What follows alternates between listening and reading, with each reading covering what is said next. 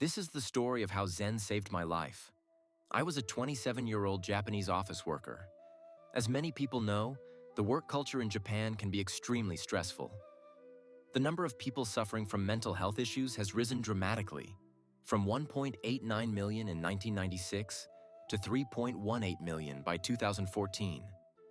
Long working hours, power harassment, and after-work drinking sessions with bosses, so-called no-communication, all create stress that follows you outside the office.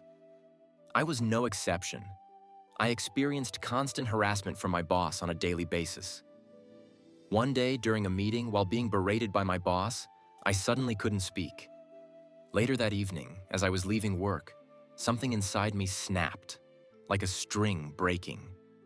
The next morning, I opened my eyes, but I couldn't move. I was awake, fully conscious, but my body simply refused to get up. The diagnosis? Depression. In Japan, there's a track you're expected to follow in life. You enter school at the same time as everyone else. You start job hunting at the same time. You join a company and aim for a stable career. To stay on that track, I gave everything. I got into a good school, studied hard, earned certifications, joined a reputable company, and worked endlessly to earn promotions. I followed the right path for 27 years. But with that diagnosis, I was thrown off the track completely. All the effort of nearly 3 decades felt meaningless in an instant. Maybe try changing your environment, my doctor suggested. So I decided to travel, to rely on an old friend from my study abroad days in the US. I visited Los Angeles, San Francisco, Boston, Texas, and Hawaii. I met people at Brazilian jiu-jitsu gyms all over the country. Those encounters helped me. Temporarily, I felt better. But when I returned to Japan, the pain returned, just as strong. Then one day, I watched the film Perfect Days. The main character, inspired by a Zen monk, lived a quiet, simple life. Something deep inside me stirred. If I want to truly escape this suffering, something fundamental needs to change, I thought. So I set off for a Zen monastery deep in the mountains of Kyoto. After a 20-minute uphill walk from the nearest station, I arrived at the temple. Training began with a talk from the head monk. This is not a place to solve your problems. You come here to lay down your heavy burdens, train and practice, and eventually pick them up again to move forward. Phones were prohibited. During meals, not even the sound of chopsticks touching a bowl was allowed. Any noise meant a sharp reprimand. Cleaning meant focusing only on the dust and dirt in front of you. No talking, just fast, precise action. During meditation, you couldn't even sniff.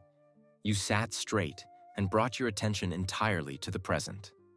The monk told us, wearing shoes, brushing your teeth. Everything is Zen training. Do it with no mind. No mind doesn't mean no thoughts. It means fully accepting the present moment just as it is. Why is that important? Because human suffering comes from thinking about the future. Try sitting still and just observing what's in front of you. Within seconds, your mind starts running. I have to finish the laundry today. What if my presentation doesn't go well? Will I ever find a job? What if they don't like me?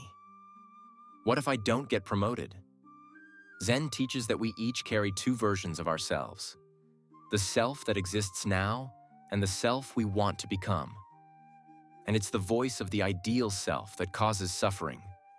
Zen is the practice of turning our attention back to the self that exists right now, just as we are.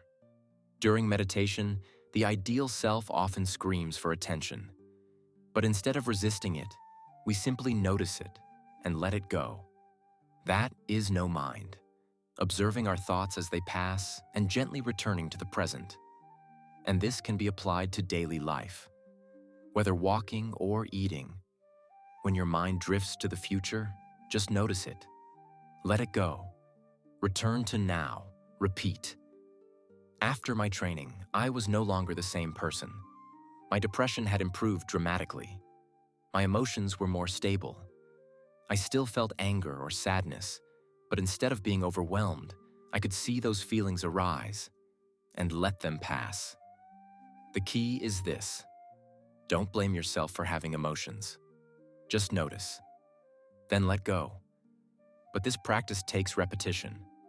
It requires habit. No matter how much I changed my environment, the pain kept returning. That's why the monk's words stayed with me. This is not a place to solve your problems. It's a place to lay down your burdens, train, and walk again. Changing your surroundings might help you feel better for a while, but it won't last. The relief you feel on a trip is like a visit to a chiropractor.